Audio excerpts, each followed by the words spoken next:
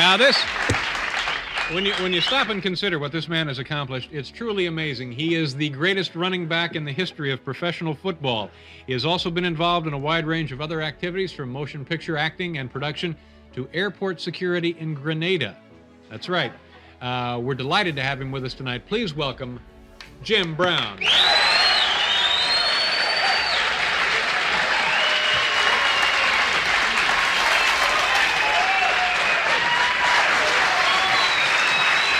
He came out of the East, moving with the dispatch of a sprinter, an edgy, short-fused strong man at 6'2" and 230 pounds.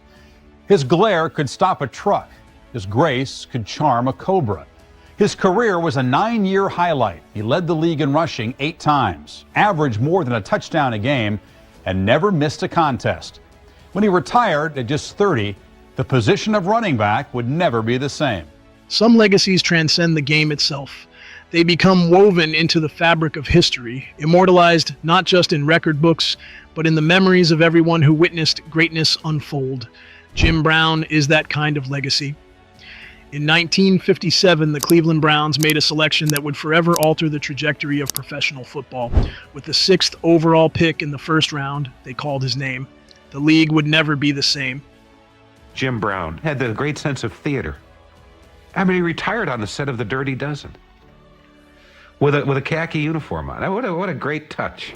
He was almost obsessed with the thought that he did not want to hang on playing professional football long beyond his time. He wanted to be remembered as the great running back who was at the top of his game when he walked away from it. I know you have a lot of friends in this game. Do you think you'll miss it? Oh, yes, I'll feel it because I'm fit.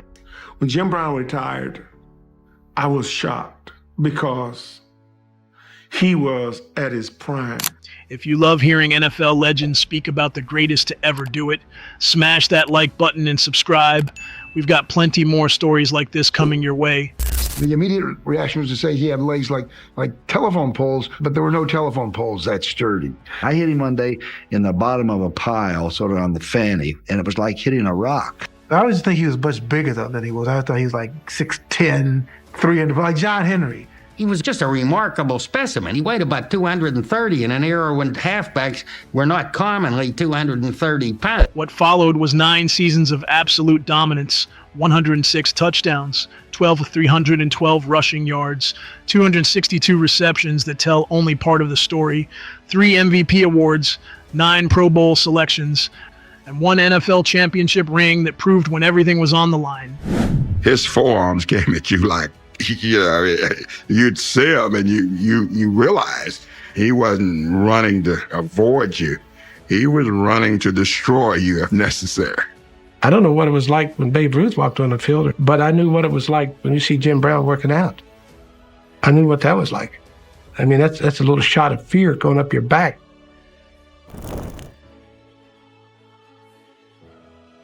It was intimidating because the uniform never looked like it was big enough for him. It looked like he was bulging out everywhere. He delivered. Systems evolve, teams rebuild, dynasties crumble. But ask anyone who shared the field during his era, the response is always unanimous. And that's exactly where this story begins.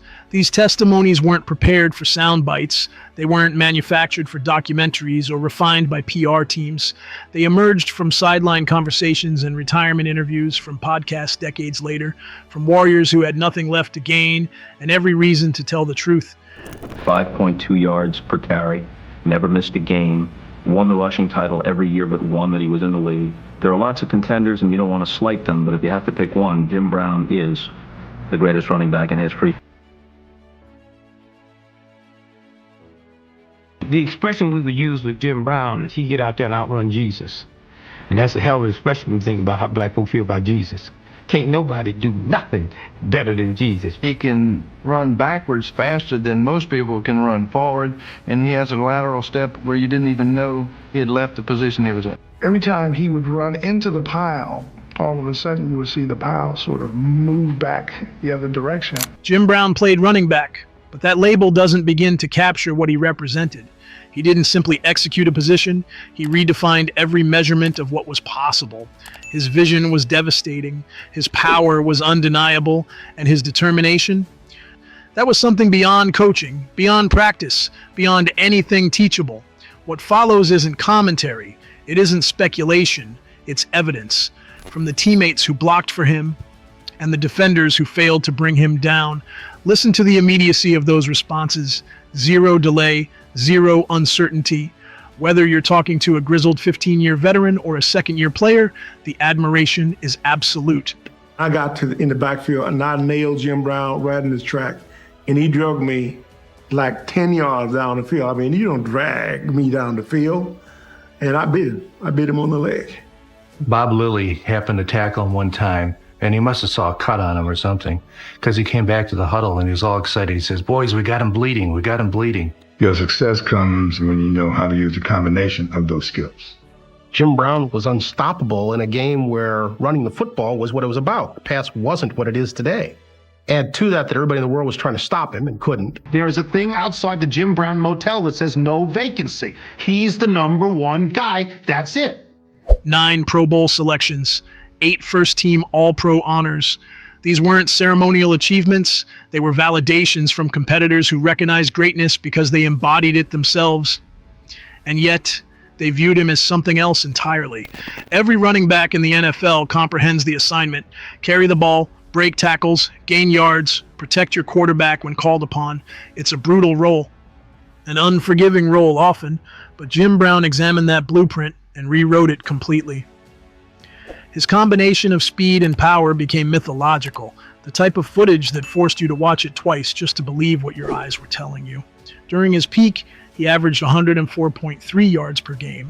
He was just displaying something about our manhood and something about our power. And he knocked me down, but you can't touch me. That was a part of that pride that he had in himself, which carried over to the rest of the black ball players. I think there's a heck of a lot of black ball players out there who can say, my years with Jim Brown made me proud to be a black man. I said to him, "Boy, Jim, your eyes really look puffy." He said, "When we got down into the infield part of the stadium, a couple of guys on the Giants were throwing dirt at me." I can still see him rising up off the field and limping back to the huddle, and you say he's got one more play in him. And next play, boom, he goes for 60 yards, and he runs like a deer. He had this unusual way of getting up and smiling at you. You didn't hit him with your best shot, and you know you've hit him with your best shot, and it haven't rocked him at all. He says, if you get up slow, they always think they got to you. He said, and so then you can punish them again. His 5.2 yards per carry average wasn't merely a statistic. It was a statement about what happened when he touched the football. And then there was 1963, 1,863 rushing yards, 12 touchdowns. A season so overpowering it remains etched among the most dominant individual performances the NFL has ever documented. Statistics don't fabricate narratives, but they also can't capture the terror he instilled in opponents every single week. Don't forget to hit that subscribe button and turn on notifications. You won't want to miss when we break down more NFL legends like this. You can detect it in their tone, that blend of exasperation and respect.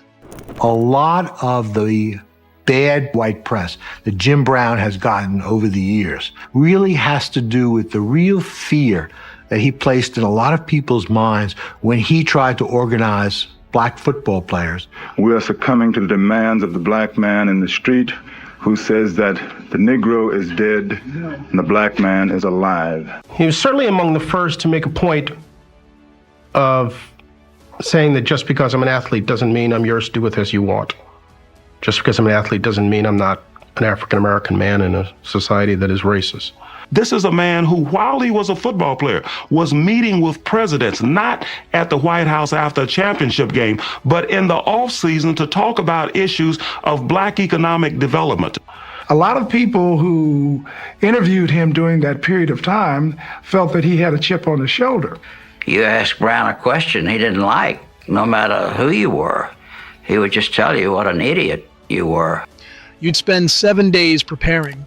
analyze film until exhaustion set in, construct the flawless defensive scheme, and then the opening whistle would sound, and all of it became irrelevant. He led the league in rushing yards not once, not twice, but 8 times. Consider that reality. In a league saturated with exceptional talent, he stood isolated at the peak, season after season after season. Franchises didn't just game plan for matchups against him. They engineered revolutionary approaches. The 8 in the box philosophy became defensive doctrine across the league. Gap assignments, penetration schemes, entire defensive philosophies constructed with one objective: contain him. And his answer? A career average of 104.3 yards per game. We had a black bus and a white bus, and I think it probably was because of Jimmy. I just think that he felt comfortable just being, with a few people, his own race. White fans, because they don't like issues of race to come into their games, never understood or appreciated the stand that he took. If I wanted to appease white America, I know what to say. I know how to act. I know how to look. And oh, Jimmy, that's a nice guy. The reporters were getting on him because he came to the stadium with a briefcase. And Jim was telling them, I come to the stadium with the briefcase because I'm a businessman. There's a perception, perhaps, that this guy is anti-white. He's not. He's relentlessly pro-black. His mother was very, very young when she had him. She wasn't equipped yet to bring up a little kid. She left to go get a job in Long Island, New York. Brown's grandmother was alcoholic. She was not equipped to bring up a child. So he was basically brought up by his great-grandmother. Containment wasn't a tactic. It was wishful thinking. Physical ability earns you a roster spot. Dedication earns you longevity. But what Jim Brown possessed was something more exceptional, an intellect that understood the geometry of the game 2 steps before defenders recognized what was developing. 106 career touchdowns. That total positions him among the elite in NFL history. A monument to vision so acute, coaches marveled at his ability to identify openings that hadn't yet materialized. That instinct, that preternatural awareness, it didn't merely enhance his performance, it demanded every player on that field operate at an intensity they couldn't maintain. You weren't just defending a ball carrier. You were attempting to outmaneuver a tactician who happened to be 6'2" and 232 pounds of pure athleticism. The regular season distinguishes the talented from the elite, but the postseason, that's where legends are forged. And when the stakes escalated, when championships hung on every decision and generations of disappointment pressed down on each play, Jim Brown didn't waver. He thrived. 1 NFL championship, 1 title game that validated everything. Jim was really engaged in 5 major sports at the same time. It was baseball, lacrosse, football, and basketball, and track. I watched him play basketball when he was a 16-year-old kid. I saw him score 53 points.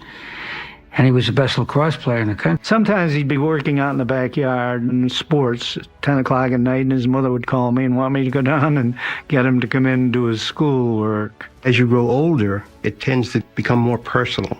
And he being able to do the things he could do took it very personal. Why should I be discriminated against? I can do anything that anyone else can do. And I think that he took this with him in his adult life, and that's why he became the type of man that he became. Jim seemed to be introverted as a young man. His appearance was intimidating, though. He had a man's body at the age of 12. The numbers tell one story, but they can't measure what it meant to deliver when an entire city needed him most. And then there was December 27th, 1964. The championship game against Baltimore. 3 touchdowns, 114 combined yards. The stadium erupted. Broadcasters struggled to find words, and somewhere, countless young athletes decided they wanted to carry themselves exactly like him. That's what pressure reveals. It either destroys you or defines you. Jim Brown was unbreakable. Respect of this magnitude isn't awarded, it's earned. Through years of collisions, through Sundays when opponents committed everything and still fell short, through the gradual understanding that the window for success wasn't narrow, it was nearly invisible. He finished his career with victories that spanned the league. His performances against rival franchises, the fiercest competitions of his generation, left defenders searching for answers that never came. Even the teams specifically designed to neutralize him rarely succeeded. The first time I saw his face, it was in a movie. I said, that's who I want to be like. That's who I want to look like. I want to walk like him. He inspired me more than any athlete, Jimmy Brown. I didn't want him to lose that dignity and that strength that he achieved, because he had done a lot of work for all of us. Going from Ray Nitschke to Raquel Welch, that ain't bad work. Watch out for Jim Brown. Watch out for Raquel Welch. Watch out for Burt Reynolds. This one ain't my business, it ain't my fight, and it ain't my job. Brown set out to become one of the first athletes to hit it big at the box office. He was a great-looking guy. Women loved him. And, of course, he was marketable. His exploits on the football field, they were able to use that.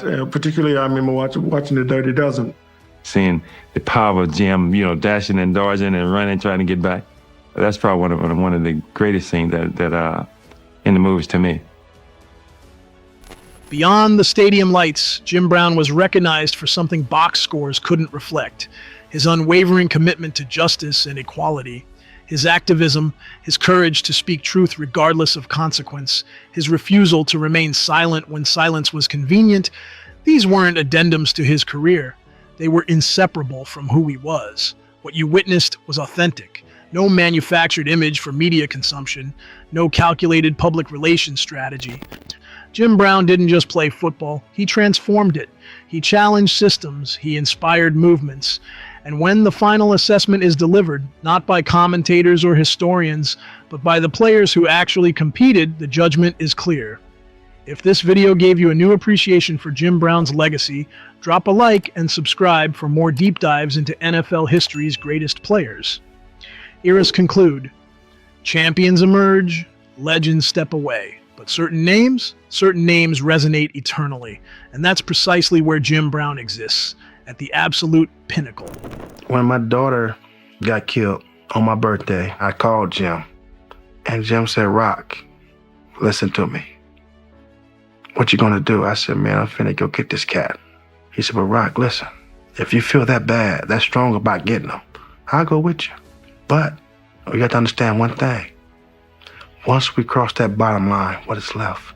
Who's gonna take care of your other daughter, Mahogany? Who's gonna take care of Renisha? Who's gonna take care of your son, Lil Rock? Who's gonna run the program? Because I'm gonna cross this bottom line with you. If it wasn't for Jim, I would have crossed that line. At a time when other athletes have made so much money that they've lost their edge as public spokesmen. They're not talking for the average person back in the neighborhood. And Brown still does. We have the resources to create any industry that we want to if we come together and use the same principles. I don't want to have an image. That's somebody's perception of me. I am who I am.